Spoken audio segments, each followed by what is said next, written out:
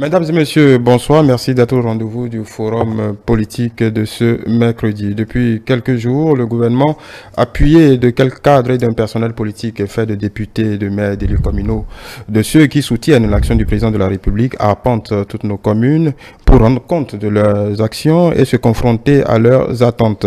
Un discours de vérité, des échanges la plupart du temps dans un esprit bon enfant, mais parfois vif. Un exercice qui déchaîne aussi quelques critiques. Nous le verrons dans cette émission où sont conviés nos invités habituels pour analyser les tenants et aboutissants de cette tournée gouvernementale dite de reddition de comptes. Mais avant, dernier développement de ce différend entre le Bénin et le Niger. Le Bénin vient d'autoriser l'entreprise chinoise WAPCO à procéder à son changement et donc vient d'enlever tout ce qui a comme blocus, tout ce qui est de matière à handicaper l'enlèvement des cargaisons de pétrole à destination de la Chine. Nous allons le commenter avec Agapit Napoléon Maforican que je salue. Bonsoir. Bonsoir François Xavier, bonsoir à tous nos téléspectateurs. Vous êtes consultant politique. Jaja Nagounou, bonsoir. Bonsoir Xavier, bonsoir aux téléspectateurs. Vous êtes socio-anthropologue. Joël Ategedegbe, expert en gouvernance, devrait nous rejoindre d'un moment à un autre. Voilà, Agapit Napoléon Maforican. Sans fausse modestie, vous l'avez annoncé ce week-end où vous le souhaitiez. Est-ce qu'avez-vous l'impression que le gouvernement béninois, non pas vient de vous entendre, mais de satisfaire à votre souhait exprimé lors du décryptage de ce dimanche 2 juin? Ah, c'est bien prétentieux de dire que le gouvernement a son calendrier, a son agenda, ses programmes, a sa manière de fonctionner. Mais je pense qu'on a un certain nombre d'analystes, pas ma soeur, c'est ce qu'il y en a eu d'autres qui pensent quand même que nous allons avoir assez parlé. Le Bénin a fait ce qu'il devrait faire. Le Bénin a fait lancer le débat. Le Bénin a fait ses offres. Le Bénin est allé, et j'ai écouté quelqu'un, je pense que c'est le docteur Cocodé Nadin, qui disait que le président Patrice Talon s'est humilié. Et je pense qu'il a voulu humilier la honte griffe pour expliquer que, et aller jusqu'au bout, a envoyé son ministre là-bas, malgré tout ce qu'il se disait, et en parler d'un courrier à son frère et ami, le président Etiani. Donc, le langage a évolué, c'était les pushistes. C'était des mercenaires d'abord qui ont pris en charge, qui ont pris en otage le président Bazoum. Après, c'était des pushistes qu'il fallait dégager. Ensuite, maintenant, c'est le président de la République. Donc, le Bénin a évolué au regard de l'évolution aussi de la situation. Puisque, quand on ne va pas refaire l'histoire, mais l'expression pushiste, prise illégale de pouvoir, tout ça, c'est dans les accords, c'est dans les documents de la CEDEAO. La CEDEAO qui a pris sa décision en son temps là. Donc, il y a un temps pour condamner, il y a un temps pour et comprendre. Et il y a un temps pour aussi avancer avec le président. Alors, donc, ça a été mal perçu. On dit, voilà, Talon est à genoux, le Bénin ravale ses fourmis, des histoires comme ça. Je pense que toutes les initiatives que le Bénin a prises se sont heurtées à l'outrance de l'autre côté. À l'outrance de l'autre côté, quand vous écoutez le Premier ministre nigérien, je pense que lui qui n'est même pas élu, qui n'a jamais connu un mandat, qui devrait, mais étant aux ordres, je pense qu'il dit tellement de petites choses, on ne peut pas se laisser aller, on ne peut pas s'avilir au nom de la bonne relation ou de bilatéralisme ou des bonnes relations de bon voisinage. Quand deux se battent, il faut un troisième. Évidemment, le troisième, on le cherche, on ne le trouve pas. Chacun semble se replier dans son antre et laisser le Bénin. Dès lors, le Bénin est obligé de faire les choses à son rythme. Et au lieu de passer le temps à dialoguer, à pérorer, à disserter, à spéculer, il était nécessaire de passer à autre chose. Je pense que, pour nous, les analystes, je pense que pour l'État béninois, ayant fait ce qu'il devrait faire, dégager son ministre là-bas pour la rencontre de la réunion tripartite, donner un message à ce ministre, et puis tout ça, et avec le développement que ça a donné, je pense que le mieux à faire était simplement ne pas bloquer le voisin, et le voisin dans l'écoulement de son pétrole, et dans le développement de son économie. Le Bénin n'a rien contre le Niger, donc laisser le Niger exporter son pétrole. C'est une grâce, une chance pour nous. C'est un honneur, un bonheur pour le Bénin d'être le pays par lequel transite le pétrole. Et c'est le peuple nigérien. Les jeunes passera, les gouvernements passeront, mais le peuple restera. Donc, c'était bon de ne pas pénaliser le peuple nigérien. Ça a été fait. C'était bon de ne pas pénaliser le partenaire chinois qui a montré aussi la qualité de son humilité et de comment il tient un peu à ce contrat en venant à Cotonou. Le grand patron même de la structure était venu à Cotonou dès les premières heures. La rencontre de Niamey, je pense que la délégation avec à sa tête l'ambassadeur qui avait été reçu il y a quelques jours. Donc, je pense que tout ça mis l'un bout à bout nous permet aujourd'hui de saluer cette décision qui, je pense que, à mon humble avis, relève d'une clairvoyance franchement appréciable, et je pense qu'il faut enterrer ce dossier et laisser le Niger faire sa politique, le Bénin faire la sienne. On va se croiser dans les instances et quand viendra le moment de la paix viendra. Voilà. Joël Tegedegbe nous a rejoint en temps. Joël, bonsoir. Voilà. En attendant de revenir à vous, Jaja Nagounou, comme Agapit vient de le dire, pour vous également, est-ce une décision clairvoyante du gouvernement béninois? Ouais, je vous ai dit que encore de plus, nous avons une bonne nouvelle. C'est-à-dire qu'à chaque fois que le gouvernement béninois fait un pas, c'est une bonne nouvelle pour conduire dans la bonne direction. Vous savez, on était dans une crise diplomatique. Et puis après, s'est mêlé une histoire, une affaire commerciale entre deux États, et que la crise diplomatique avait des conséquences là-dessus. Mais ce que le gouvernement béninois vient de décider, c'est que le gouvernement est sorti du champ diplomatique, du champ politique, pour entrer dans le champ commercial. Pour dire ce qu'on s'était dit, l'accord commercial autour du pétrole nigérien, cet accord-là. Et d'ailleurs, la dernière fois, le ministre Adambil avait dit à sa descente, et le chef de l'État le dit toujours, cet accord commercial, nous allons le respecter.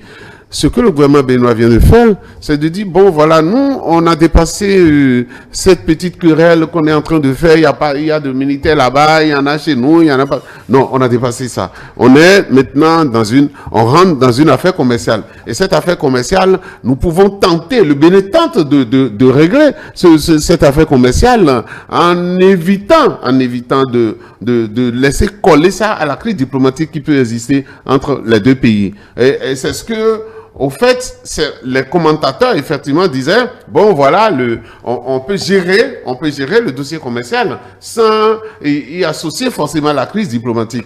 Moi, je pense que c'est ce que le Bénin vient de faire. C'est ce que le gouvernement béninois vient de faire pour dire que, et ça respecte un peu aussi ce que le Premier ministre nigérien avait dit une fois en disant, non, nous, on n'a pas de problème, qu'on avait dit que la frontière étant fermée, il n'est pas question que le pétrole circule entre les deux pays.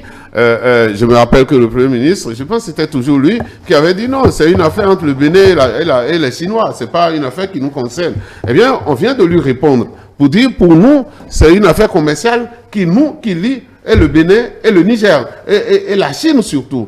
Et celui qui fait, ou celle qui fait les démarches aujourd'hui, c'est surtout la société WAPCO, donc, qui fait les démarches aujourd'hui. Pourquoi ne pas répondre à celui qui fait les démarches? Je pense qu'il serait bien de séparer les choses, de mettre les relations commerciales à part et de laisser ce qui est politique aux politiciens et ce qui est diplomatique aux diplomates peut-être, et de gérer l'action commerciale. Moi, je pense que c'est ce que le Bénin vient de faire. Et nous, on peut saluer cela. On peut saluer cela en disant, le chef de l'État a dit quelque chose. Si nous respectons les accords, nous allons nous faire respecter. Nous allons attirer d'autres investisseurs vers notre État. C'est là, nous, notre objectif. C'est pas les petites querelles. Nous voulons attirer des investisseurs vers notre pays. Mais ces investisseurs-là, qu'est-ce qui les encourage à venir? Le Bénin est un pays qui respecte les accords. Ces accords, quand nous avons signé un document,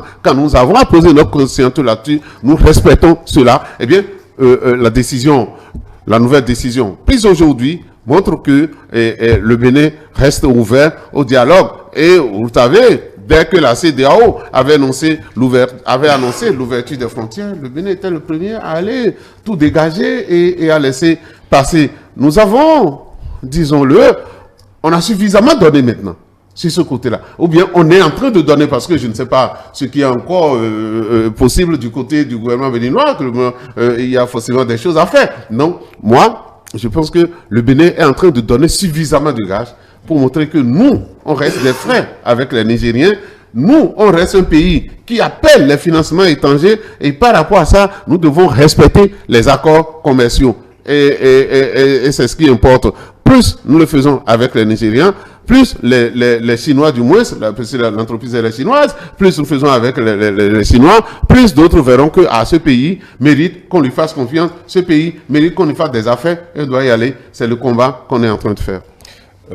Jolatek Edegbe, plus qu'un énième geste de bonne foi envers le Niger, c'est plutôt un respect de la parole donnée vis-à-vis du partenaire chinois. Absolument, il faut s'en féliciter. Je reprends en compte tout le développement de Georges et voilà celui d'Agapit, et pour saluer cette décision est plus que clairvoyante. Nous aurions pu pousser le bouchon plus loin, aller dans le cadre de l'accord commercial lui-même, jusqu'à un arbitrage international. Nul ne sait comment ça se termine. Un mauvais arrangement valant toujours mieux qu'un bon procès. Et je n'apprends rien au chef de l'État qui en a vu d'autres. Et je crois que c'est la preuve d'une humilité qui n'a pas laissé le Bénin se faire humilier davantage. Il n'empêche, il pourrait plaire à la partie nigérienne de continuer à tirer sur la corde au plan des prétextes et même jusqu'à vouloir changer la direction du pipeline. Et ça n'a pas manqué d'être souvent évoqué du côté des Nigériens qui ont effectivement d'autres alternatives, sauf que l'argent ne leur appartient pas, que l'investissement est chinois, massivement chinois. Et si ce principe de réalité finit par s'imposer, ou en tout cas convaincre la partie nigérienne de faire amende honorable et en s'engageant à nouveau dans une coopération plus bilatérale, en tout cas plus fructueuse pour nos deux peuples, et tant mieux. Il n'y a que les imbéciles qui ne changent pas d'avis. Et donc, au-delà de l'aspect juridico-commercial et sur fond de droit international, voire du droit des corridors et autres, il faut quand même rappeler que le Niger a été le premier à violer ce droit en refusant, depuis le mois d'août, l'ouverture d'un corridor humanitaire tel qu'il a été proposé à la fois par les Nations Unies et repris à son compte par le Bénin. Le Bénin, j'ose croire, va tirer toutes les leçons de ces péripéties, de notre ancrage dans la sous-région. Nous avons été souvent l'enfant docile, l'élève docile des institutions internationales. Nous avons encore démontré notre foi en l'intégration. Peut-être n'avons-nous pas souvent pensé à défendre, à protéger les intérêts béninois. Je songe à notre acceptation d'emblée du tarif extérieur commun qui avait été prôné par l'UEMOA, alors que notre tissu productif n'était pas suffisant. Donc nous avons subi depuis Kérékou 2 à peu près, que ça dure. Pareil au niveau de la CEDEAO. En dehors du refus d'exécuter une ou deux décisions des cours de la CEDEAO ou de l'Union africaine, le Bénin a toujours été bon élève. Quelle sera la suite? Au plan diplomatico-sécuritaire, il y a des gages à se donner de part et d'autre. Tout ce qui est diplomatique n'a pas besoin de s'étaler sur la place publique. Maintenant, reprenons notre bâton de pèlerin et préparons-nous comme il faut pour que, dans l'inévitable discussion qui aura lieu, nous soyons en mesure non seulement de faire encore plus preuve de bonne volonté et de mettre davantage de mesures de confiance sur la table, mais désormais, et de se faire respecter comme il faut. Moi, j'en ai fini. Merci. Agapit Naplom Africain, est-ce qu'on peut dire tout au long, puisqu'il y a beaucoup de critiques même après cette nouvelle, comme Jolatek Guédégbé vient de le dire, le Bénin aura su se faire respecter jusqu'au bout. J'attends qu'il va nous respecter particulièrement que d'abord nous-mêmes. Pour moi, je pense que c'est une décision souveraine du Bénin. Et du point de vue international, il n'y a que soi-même. C'est une renonciation même. Exactement. À l'interne, il n'y a que nous-mêmes qui décidons de ce que nous voulons. Et je pense que c'est une. Au-delà de se faire respecter, c'est de s'assumer. C'est de s'assumer. Après, chaque État s'assume. Je pense qu'il va falloir peut-être que nous nous retrouvions sur le débat sur la problématique de la souveraineté et de la participation communautaire. Parce qu'en réalité, ce dont nous parlons aujourd'hui tourne autour de ça.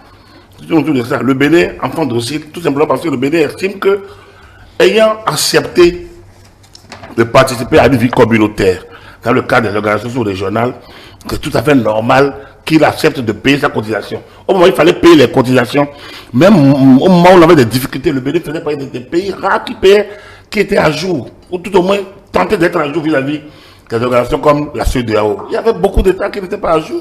Parce que les gens, ils ne payaient pas leurs cotisations. Bon, on est passé au TPS, c'était bien. Et donc, aujourd'hui, on ne voit plus qui paye, qui ne paye pas, parce que c'est un prélèvement direct au niveau du cordon douanier. Dans le cas d'espèces, mais je pense qu'il y a eu, à la question, quand on prend une telle décision, la question de qui a quoi à perdre. Et avouons-le, ce n'est pas le Bénin qui a quelque chose à perdre. Quand on analyse globalement la décision, tout de suite, sans voir encore le communiqué, les termes, celui qui a à perdre n'est pas le Bénin. Parce qu'en réalité, le problème qui se posait, c'était au niveau du cordon, ici à Cotonou, dans la transposition du pétrole, du flux, du tunnel vers les navires. Qu'on puisse décompter de manière réelle combien sont entrés dans. Et que, donc, au niveau des cordons douaniers, donc, le cordon douanier nigérien, c'était ici. Et les Nigériens mettent le pétrole là-bas, mais c'était à Cotonou que le travail devait se faire au moment où le pétrole entre dans le navire pour prendre la route. Or, la situation d'aujourd'hui maintenant me fait penser que cet accord ira dans une logique de corps à corps. C'est-à-dire, le Bénin, le WAPCO traite avec le Niger par rapport au nombre, au volume, qualité, volume, tout ça. Le Bénin, c'est juste de transit. Donc, le Bénin laisse, ça circule, ça va à Sémé, on transpose et ça prend sa route. Je ne connais pas encore les modalités, mais c'est ce que ça me laisse croire. Sinon, ça veut dire que les Nigériens ne viendront plus ici, à Cotonou et à Sémé, pour contrôler la base. Ils n'ont plus besoin. Pas de présence douanière. Pas de présence douanière nigérienne, voilà. Non. Non, c'est là que vous allez voir. Voilà. Non, c'est pas évident. C'est pas évident. Il y a encore un jeu qui va se passer. D'accord. Pour le Bénin, d'accord, frontière. Alors, en laissant la partie nigérienne et les Chinois embarquer, le Bénin honore son engagement vis-à-vis de WAPCO. Pas du Niger. Le Niger, le Bénin ne doit rien au Niger en la matière. Le Bénin honore son accord vis-à-vis de WAPCO. Ne perturbe pas WAPCO, ne pénalise pas WAPCO du fait d'une malcompréhension de deux pays voisins. Donc, ça c'est clair que le Bénin, dans cette décision, libère WAPCO et lui donne acte de la confiance que la Chine a placée en le Bénin en faisant passer le tunnel par le Bénin. Je pense que ça, c'est le premier. Le deuxième, c'est que le Bénin laisse la partie chinoise à ses humeurs.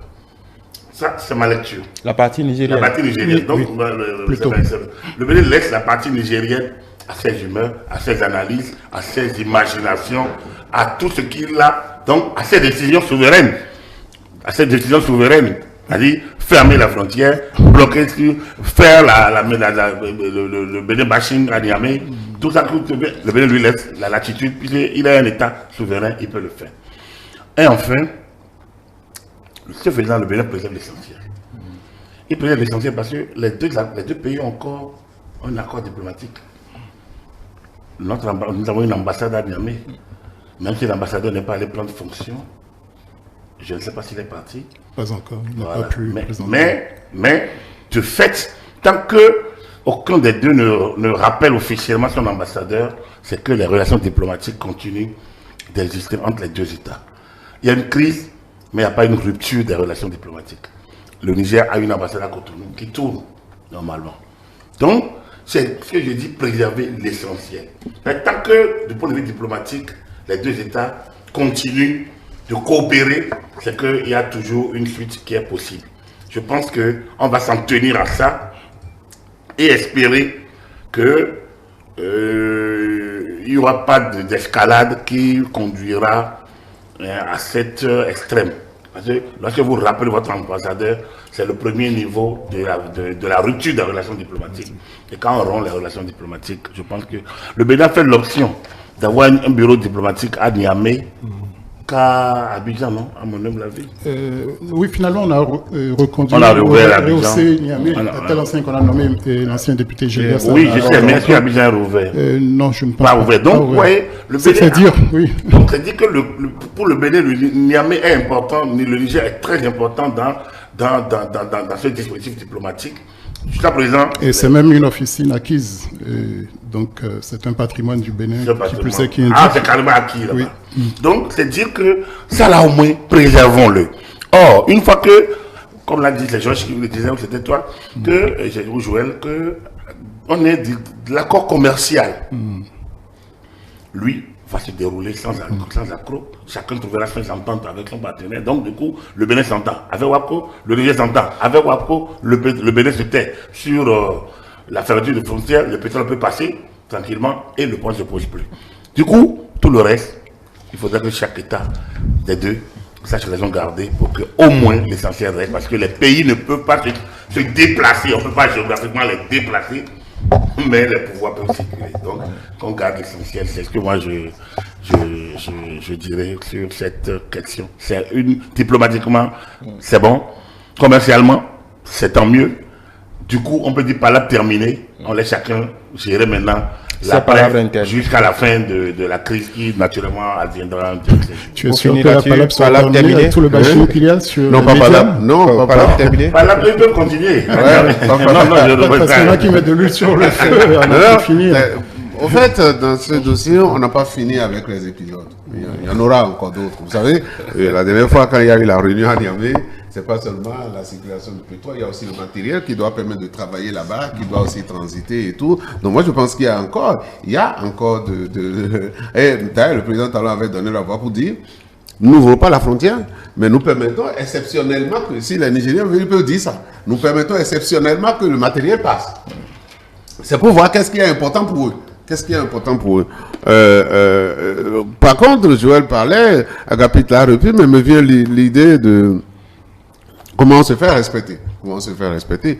Parce que c'est nécessaire pour nous. Pourquoi nous devons poser cette question-là aujourd'hui? Depuis que la crise a commencé, quel est le pays qui n'a pas essayé de faire des pas vers l'apaisement? C'est le Bénin.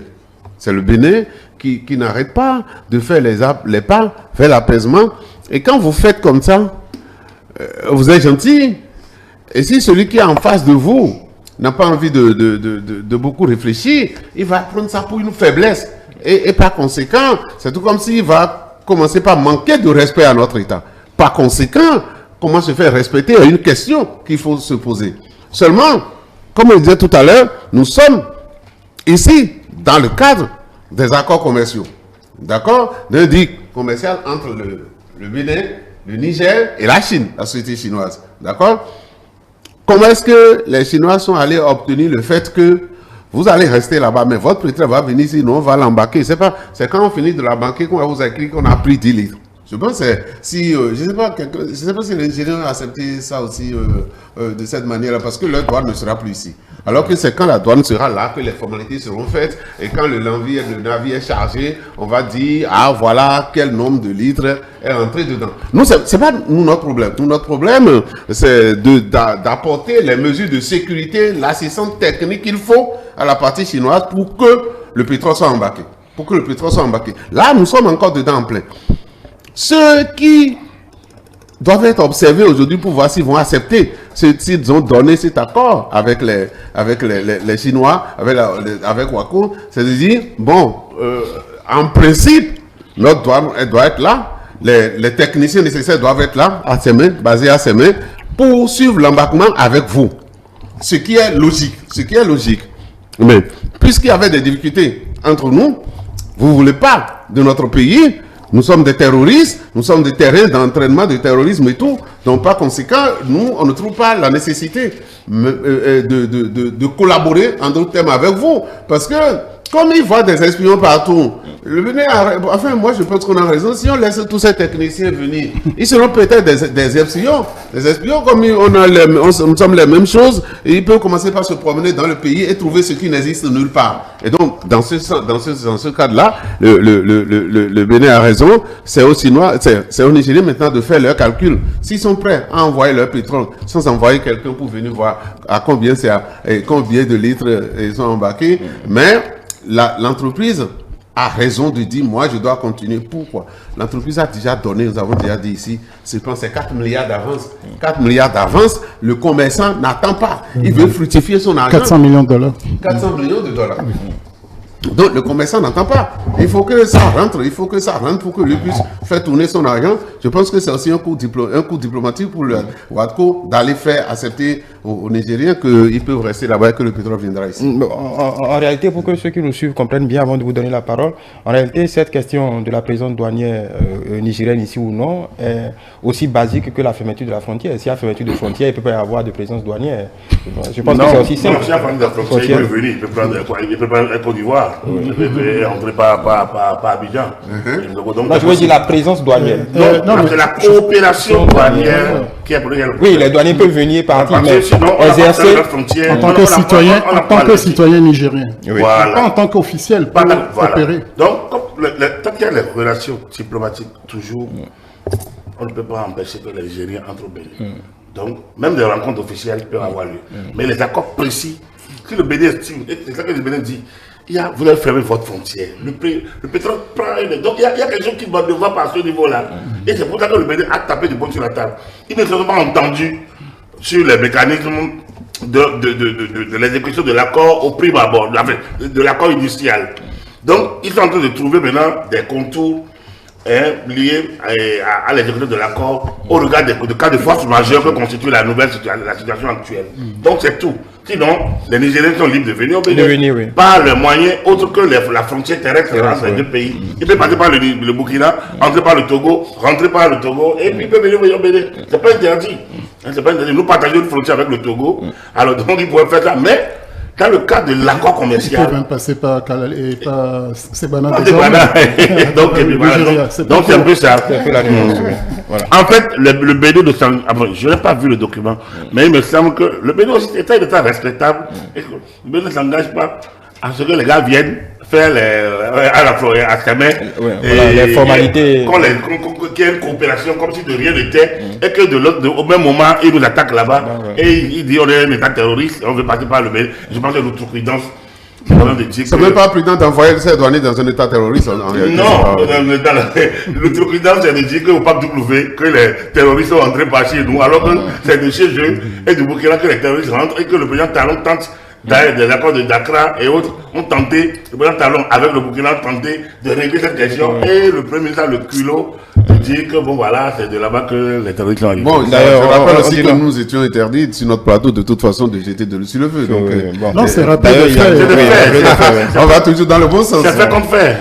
Donc, Joël, de notre côté, l'État béninois vient pas de clore le dossier, mais bon, de s'en tenir à ce qui est mais mieux que ça, pragmatique. La deuxième prise de parole du président Talon à son retour du Brésil était en fait le signe d'une grande ouverture.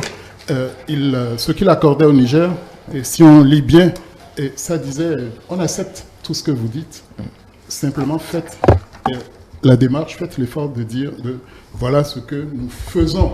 On ferme la frontière terrestre, on voudrait que le pétrole passe, donc on souhaite une exception pour le pétrole béninois, pour le pétrole nigérien. Le Bénin l'avait déjà proposé, bon, s'ils ne veulent même pas prendre ça, bon, ils n'ont qu'à récupérer leur pétrole et le détourner par ailleurs, parce que je ne sais plus ce qu'on peut faire. Ils ne peuvent pas venir nous marcher là-dessus, ça, c'est inacceptable. Voilà. Non, mais parce que j'imagine le contraire n'est pas possible. Je n'accepterai pas non plus que le Bénin maltraite le Niger d'une certaine manière. Un minimum de respect s'impose. Bon, moi, j'ajoute même que moi, je les remercie pour la confiance qu'ils nous font parce qu'ils peuvent rester là-bas et avec les Chinois, on va leur dire que c'est dit C'est 10 balles. Non, le Bénin ne rentre pas dans ça. Le Bénin n'est pas dans ça. Le Bénin ne rentre pas dans le nombre de qui. C'est désormais avec Non, WAPO. oui, mais le Bénin doit apporter l'assistance à la société. Oui, civile. la sécurité, Oui. sécurité. La plateforme, La plateforme, mais pas de. On ne travaille pas ensemble. Non, de toute façon, c'est pas nous. Mais ce qui est intéressant, c'est que le le ministre Adambi, quand il est rentré, je pense qu'il avait tout détalé aussi, hein, comme ça, que nous sommes un pays qui respecte les accords. Parce qu'aujourd'hui, tel que les choses sont allées pas crescendo, on comprend mieux ce qu'il disait, un peu de manière trop rapide et sans. Je pense que la sortie présidentielle qui a recadré un tout petit peu, et la suite des événements nous montre que ce que disait Adambi à son retour de Niamey est clair. Nous, on ne l'a pas reçu. Le Bénin fera tout ce qu'il faut pour que les accords soient respectés, parce que nous sommes un pays, nous avons Glodjibé, nous voulons que les gens rentrent au pays, on ne peut pas. Donc, en fait, aujourd'hui, on peut voir que c'est un peu le décryptage. Ce qui s'est passé aujourd'hui, l'autorisation que le Bénin vient de donner, clôt ce dossier. Je vais la rappeler que le président avait déjà dit, il a exigé. S'ils sont prêts, on change le contenu. Et là, maintenant, on revient vraiment à une situation où chacun peut se dire, c'est gagné quelque chose. Mais le j'ai gagné. Je pense que si on fait le point, le j'ai gagné, c'est le Bénin qui a gagné. Voilà, on parlait de terrorisme opportunément, on parlait de la Pédiari, je ne peux pas ne pas clore ce dossier. De la W. Il n'y a pas de W. Qu'on a en commun avec le Niger et le Burkina et le Bénin. Le Bénin. Oui, aujourd'hui, je pense que le Bénin, selon les informations qu'on a, le Bénin a perdu 7 soldats dans une embuscade dans le parc de la Pédiari cette fois. Du côté de Tangueta, cette fois. Je pense qu'on va laisser. C'est mieux. Non, bon, on peut souhaiter sincèrement que la coopération se redynamise entre le Bénin et ses voisins, notamment le Niger. C'est ça qui doit nous unir, c'est ça qui doit, on doit se tourner vers ça. Et si on n'est pas d'accord pour voir les Français de trop près, je m'étonne bien sûr, ce combat, on aille faire des manœuvres avec les Tchadiens. Ce combat face au terrorisme, on peut le rencontrer, on peut remporter ce combat-là, on peut gagner ce combat que dans la coopération entre tous nos États, et c'est ça qui justifie l'accord d'Accra. Personne ne peut... Même un accord qu'on avait avec le Niger, et que la junte s'est empressée de dénoncer sur le plan de la coopération militaire. Voilà, donc, Agapi Napoléon Mafrican, non, je pense que vous avez raison en évoquant la question d'Accra, parce qu'en réalité, le pacte W, aucun État ne peut dire je maîtrise la sécurité. Les gens sont... Il n'y a pas de frontières pour ces gens-là, parce que c'est un espace, c'est du naturel. Donc, logiquement, en dehors des délimitations artificielles, c'est un espace qui circule. Donc, les trois pays ont besoin de renseignements. Et peut-être à l'attention du Premier ministre nigérien, en termes de renseignements, mais il devait savoir quand même que c'est par là-bas que ça venait. C'est par là que les gens se réfugiaient pour aller opérer. C'est une zone naturelle où il n'y a pas de vie réellement que celle des animaux. Donc, du coup... les gens se donnent la liberté, la latitude, parce qu'ils connaissent le terrain, ils se réfugient. Oui, il est très facile de s'y réfugier. Donc, moi, je pense que s'ils connaissent mieux ça, aucun État ne doit. Parce que si aujourd'hui, maintenant, ce qui s'est passé, le Bénin, on ne va pas dire que les gens sont venus du Niger. Cette guerre va finir où?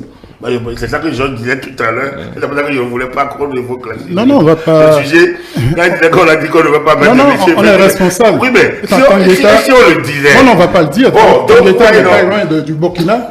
Le Bénin coopère en toute connaissance de cause avec le Burkina sur cette question. Parce que le Premier ministre nous a manqué. Sinon, on pourrait dire qu'ils sont même venus du Togo. On ne le dira jamais. Au Kenya, quand il était à la réunion de la BOAD, en sortant ces choses-là, il disait. Ouais, le mépris, c'est ce pays-là. Ouais, quand on dit ce pays-là, mais je dis, mais j'ai envie de dire cet individu-là, mais bon, on ne va pas se le dire. On ne va pas le dire, parce que. Mais c'est frustrant. Donc, bref, il faut saluer la mémoire de ces soldats dont vous avez parlé.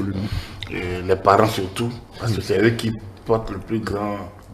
La plus grande douleur, et les parents, la grande famille que nous constituons au Bénin, parce que c'est nos fils, c'est pour la défense de la patrie. Après, ça montre que nous sommes obligés de coopérer. Pour mettre fin au terrorisme, on a besoin de coopérer. Les drones, les renseignements, les hommes, ça vient de l'extérieur. Si le Niger a l'expertise turque et russe, et nous apportons celle française qu'ils ont abandonnée, par exemple, en termes d'instruction, je suis sûr qu'on va combattre ce côté-là.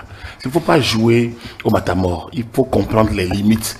Les mercenaires turcs où les gens, les Russes ne peuvent pas seuls, où des civils russes ou bien ceux qui sont en train de le travailler ne peuvent pas seuls réussir ce travail s'il n'y a pas une coopération de l'autre côté. Donc du coup, et quand les gens ne croisent pas les renseignements, ils peuvent également se tromper parce que les gens, ils parlent dans des dialectes, dans certaines langues qui ne sont pas nécessairement celles de la ministre privée ou de ceux-là qui sont là. Donc il faut utiliser l'expertise de ceux qui le savent. Et ces militaires nigériens le savent bien. Puisqu'ils viennent des accords entre les Français et les Américains, ils connaissent ça, ils connaissent la lecture, le renseignement. Donc je pense que d'un côté, s'ils ont fini de gérer leur problème de souveraineté, il faut qu'ils aient un peu l'humilité au nom du peuple dont ils gèrent la destinée pour permettre que la coopération à ce niveau-là. Ils peuvent avoir leurs hommes et les payer autrement et les contre pour faire des contre intelligents, pour faire la contre-intelligence, mais il faudrait qu'ils essayent quand même de s'ouvrir à la coopération militaire pour que dans la zone, les civils n'en participent pas et que nos soldats nigériens, soldats béninois, soldats burkinabés ne soient laissés pour compte. Voilà ce qu'on pourrait dire sur cette question. Nous allons brancher de suite sur le thème principal de ce forum politique juste après ce jingle.